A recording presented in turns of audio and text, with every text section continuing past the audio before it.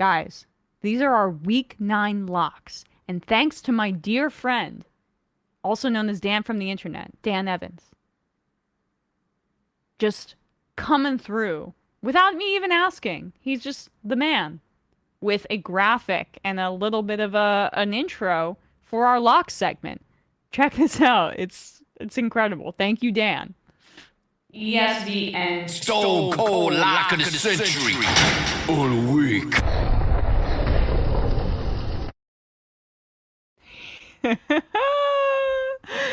Thank you, Dan from the internet. We will be playing that every week now. Our Stone Cold Locks. Stone Cold Locks.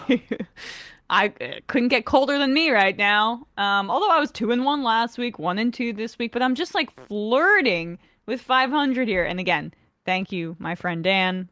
He's just such a good friend to me. You might know him from TYT days. He's also been on the Majority Report before, but great guy. That was great. So, with that said, now we will get to our picks. I got Green Bay giving 3.5. Or not giving 3.5, right? My brain's not working anymore. But at -3.5 to win by at least 4 points against the Detroit Lions in Detroit. Now, the Packers have burned me recently. I keep thinking they're going to come back and show some life, and that has not happened yet. But one of these teams understands that they're not making the playoffs.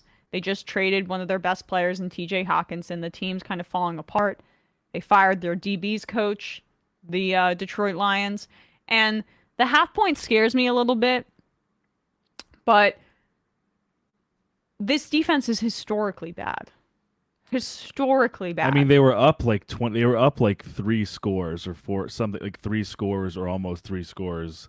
I don't remember what the exact number was. I think they were literally up potentially 27-3 or 27 something like that against the Dolphins, and then lost 31-27. They just can't. They cannot keep finish a lead. Yeah, and they are incapable of keeping that was a lead. another 3.5 point spread that the Dolphins covered. I'm hoping that this happens again. Yeah, I think it's a fair assessment because I don't see much improvement coming from that Lions defense this year. Firing the DB's coach, firing Aubrey Pleasant after that performance does not give me a whole lot of confidence going into this week that they're going to improve. And honestly, I would have a different feeling if they fired their defensive coordinator, because then the scheme changes from week to week, right? Like we saw this with Steve Wilkes, who then became the head coach and put his defense in place in Carolina, and then they beat the Tampa Bay Buccaneers, because you can take guys like by surprise like that. But they have not fired their DC. And I just think the Packers, their defense has underperformed, but they're still good. They still have solid pieces, and they are a desperate football team. And they have something to fight for. The Lions do not have something to fight for. And I just feel like this whole kind of Dan Campbell thing, despite me liking him, is falling apart a little bit. And I don't think the Jared Goff's regressing to the mean a little bit more. I think it's totally fine that the culture or the passion remains, but the fact is just this team is bad. Yeah. This team is bad, and this team. But when you say the culture, that's the thing, is like, yeah, it can evaporate because they're not winning. If you're not winning, it goes away by week 5. Right. No, that's a good point. And also, but I think that's the thing, is the culture or so-called culture can only last so long if you're 1-6 or whatever the case may be. So I'm with you there. I think this is, if Aaron Rodgers is going to carve a team up, he'll probably be carving up this Lions defense. Yeah. And we've seen some flashes from some of these receivers, these Packers receivers. Romeo Doubs had an amazing catch in the end zone last week. So, I think hopefully they take some steps up. Yeah, what absolutely. have you got? What have you got here? All right, so I have the Minnesota Vikings -3 against the Washington Commanders, who almost burned you. Almost lost me some cachet there on Sunday, but they pulled through. Didn't happen.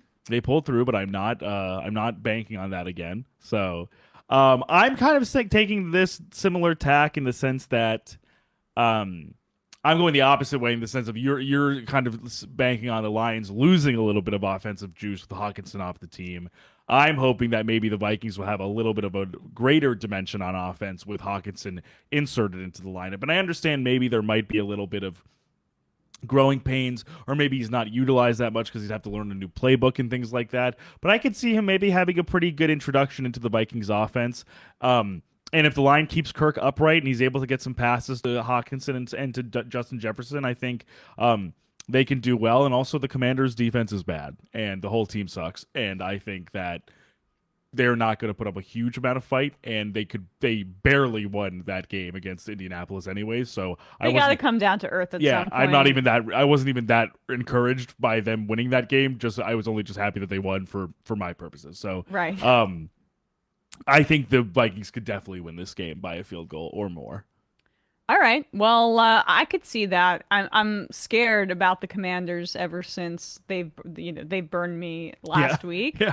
But and Heineke has like this somewhat of this hold on the team, but I agree that it's going to dissipate wild. soon. But and also to be fair, they won that game on like a wild, like unbelievable Terry McLaurin catch, and like that's obviously what you can get with a guy like Terry because he's just like. He's a fantastic athlete, and especially at the catch point, he's amazing. But you kind of can't rely on that, right. Right, Exactly. I'm with you on that. I do think the Vikings will win, and I hope that they do because the Washington Commanders are a division rival, and I want them to lose. Okay, now we got for me the Patriots. Speaking of the Colts, -5.5. In New England. I might be a little more scared of this line if it was if it were in Indianapolis, but it is in New England. Can you just verify that for me? Because sure. I like heard on a podcast that it was in Indy, but I think they misspoke because I'm almost positive it's in New England. It's in New England. It's in okay, Foxborough. All right, yeah, I was just triple checking that. I just feel like the Colts don't really blitz much. Mac Jones has been susceptible to the blitz, but that won't be an issue. No, they actually the Colts really have not been able to get a whole lot of pressure outside of a few, Shaq Leonard, Grover Stewart, right? And I just feel like DeForest Buckner. The Patriots will have an answer for that. This is the kind of the time of the year where the Patriots start to find their groove. Ramondre Stevenson seems like a bona fide star as a running back there. Hopefully they stop kind of returning to Damian Harris, who seems like a good player, but it just does not click for me in the way that it does. He's just not nearly as Ramondre explosive, Stevenson. and I think Ramondre's pass catching abilities right, better too. Totally. And I think if they're to continue to play Mac Jones, I think it takes a little bit less of the.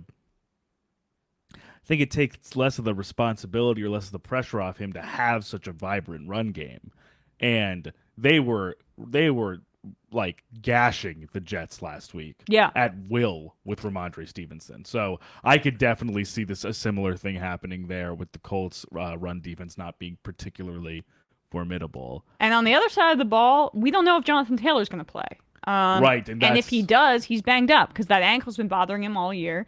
That offensive line is not helping him at all. And they just traded Nyheim Hines. So we're talking Deion Jackson as their third string running. Well, now second string, I guess. If Taylor's not playing, it's a really depleted offense. And then you have Sam Ehlinger as the quarterback, who I feel like gives them more of a chance to win than Matt Ryan did, given his ability to make plays off schedule and scramble a little bit. But Bill Belichick is not going to be intimidated by Sam Ehlinger. And he eats Sam Ehlinger's for lunch. Yeah, I could see him devouring him. I think he will. I think he may take a great pleasure in yes in neutralizing Sam Ehlinger. And of my three picks, I feel the least confident in this one because I could see Mac Jones throwing a pick and making this game closer than it should be. But I still feel a fair degree of confidence, at the very least, that the Patriots are going to win this game. If Mac doesn't make some of the real mistakes that he made last week, this offense just is very capable of thrumming with little interruptions or interference. it's really just a matter of him being the one who doesn't make the mistakes. Because this line has been playing pretty well.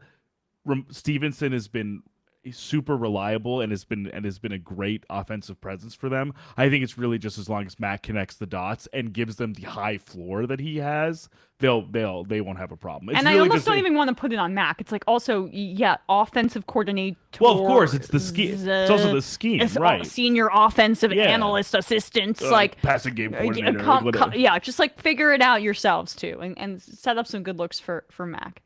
So that's do your job. Yeah. Okay. Huh. Well said. You're just still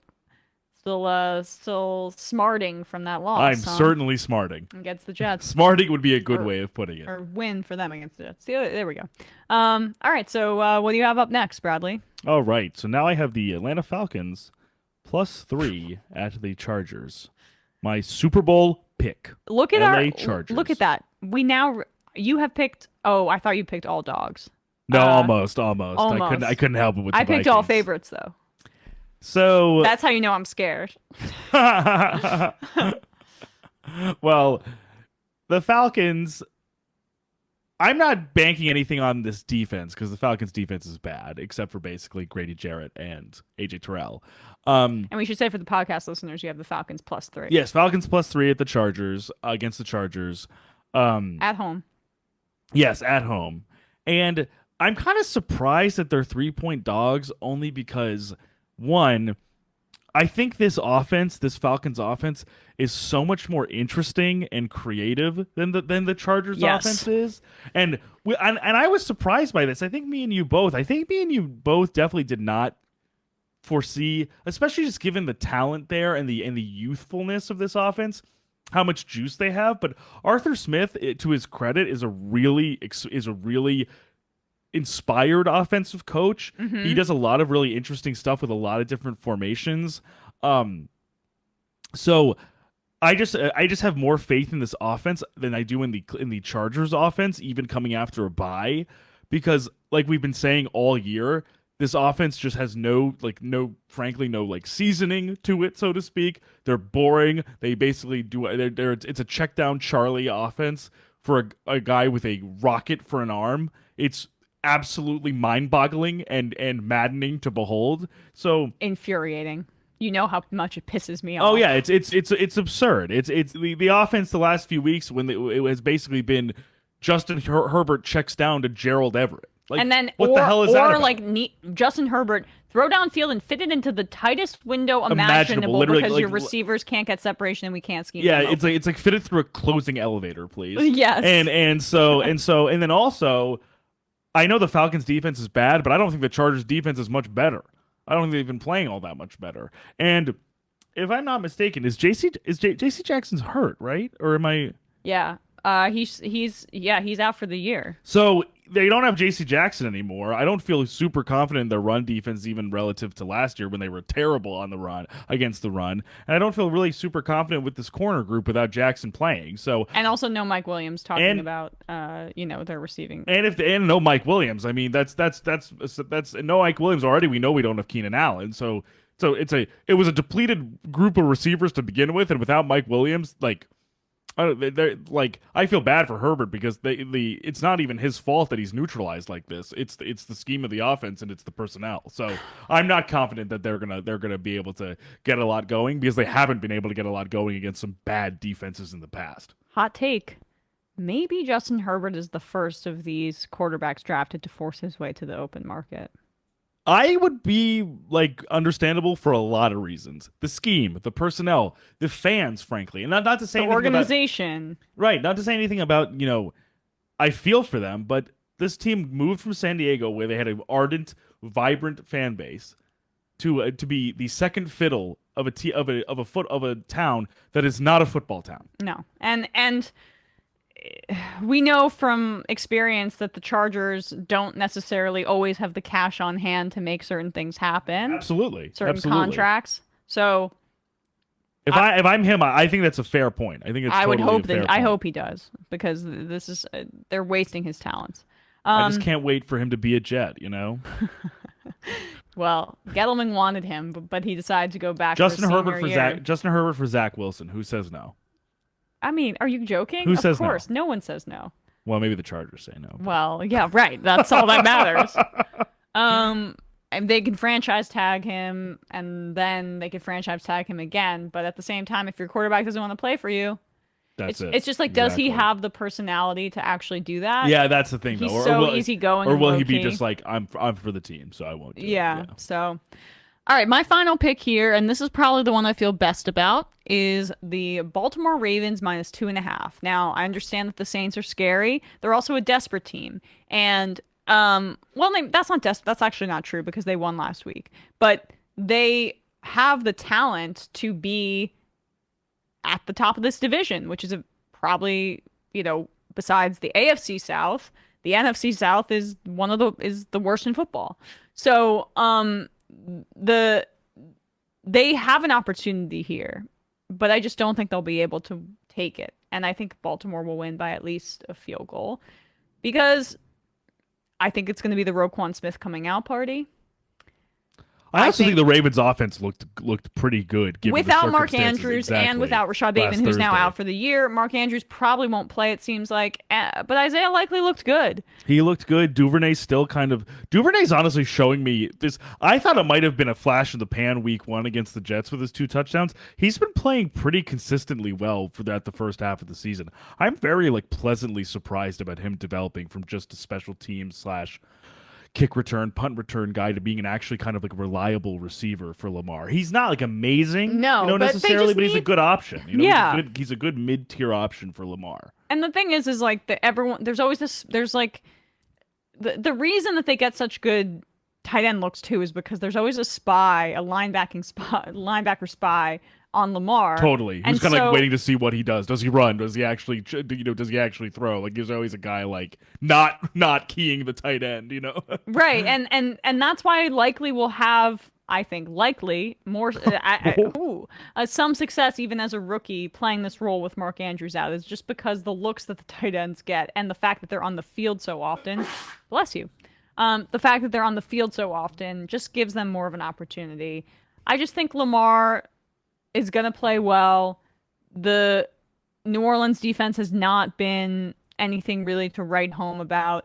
Weather won't be an issue in the dome. So I just feel like that's the line that stuck out to me the most. I'm also even though the Saints won, I'm still not I'm out on the Saints team. Well, I'm pretty what's firm. What's odd is that their defense is what's the issue. Which is so rarely the case, right? Outside of I know that Dalton threw those 2 terrible back-to-back pick sixes, which lost that game. But that was fucking insane. It made me so mad. But I believe I had bet on the Saints. I believe I had bet on the Saints at that game. I can't even remember. But I picked the Cardinals, right? No, that's why I was invested. Yeah. That's why I was like, why was I mad about that? But the Saints also are coming down after blowing out the Raiders, and I always feel like after those big blowout games, there's a bit of a feeling yourself, and then you're facing an opponent like the Ravens, and it's like, okay, you're gonna get smacked in the mouth. Right. Michael Thomas is on IR again. Exactly. And they're already depleted at receiver. But my point is just Andy Dalton has looked good, honestly, for the most part, and to his great credit, kept honestly, Jameis Winston off the field, and right. They just needed a stabilizing veteran presence on that offense. I feel like since that's Andy Dalton to a T. Yeah, whose hair and beard is just phenomenal. I mean, really, just good job. God. Good job, dude. You're rocking it. The shock of red hair. In the face, it's the red hair and on the face, right? You don't see it. It's flowing. So good job, Andy Dalton. But I do think you're going to lose nothing else on Monday Night Football. The hair. Mm-hmm. If for nothing else, the hair is looking good. Yeah. The lettuce is out there. And he's living his best life. He's moving from team to team, making some backup quarterback money, and he's one of the best backup quarterbacks in football. So, I like the Saints, but I still feel like the Ravens win this one. And I totally agree with you in the sense that a punch in the mouth team is kind of the Ravens just by how they're coached. You're just not really, even if they lose, you're just not really going to catch them asleep. Yeah. It's just rare. Right. They're always going to be competitive, even if it's an off game. So I totally see it. Yeah. And then for me, the last one is the Seahawks +2 against the Cardinals. I am frankly astonished that the Seahawks are underdogs in this game. Mm-hmm. That makes no sense. Especially giving 2. I can't believe it because I just don't know. Are the odds makers at DraftKings watching a different Cardinals team than I am? But it's bizarre because like The Cardinals are bad, are actively bad. the thing about it though is that 1.5 is usually like home field. So if you see a 1.5 point spread, it's like on the neutral field, it would be a pick 'em. But they're saying that the Cardinals are half a point better than the Seahawks? Which I'm not even thinking that's the case with DeAndre Hopkins back. Obviously, I think that's an enormous help. I mean, DeAndre Hopkins, since he's been back, has looked phenomenal. But he is one guy on a team that's the offense is mostly dysfunctional and with a not great defense either. And Hollywood Brown is out. So and also against against an offense that has been, for what it is, firing on all cylinders with Geno Smith behind center. And yes, the defense is terrible for the most part, but they've been playing better every week. They're getting closer and closer to the middle of the pack in terms of EPA per play on defense and DVOA. So I'm saying, so my thinking is with a combination of one of the better offenses in the league right now with Seattle, one of the better quarterbacks playing the league with Geno Smith, and a middling defense, I'm taking them over the family drama that is the Kyler Murray Cliff Kingsbury show, where every 5 snaps Kyler's coming off the field to, I don't know, scream at his head coach at the top of his lungs while that happened one time. While his head coach vacantly stares at him. Well, that happens every time. Yeah. So I don't know. I agree. I know having Hopkins back is huge, and he's still absolutely, despite his age, despite the despite his health, he's looking great, and I'm so happy to see it. I mean, he's one of my favorite players to watch when healthy, and he truly always elevates any team that he's on, no matter how bad they are. But I'm more just thinking, I don't see the team rising to that, even if Hopkins does. Right. Yeah.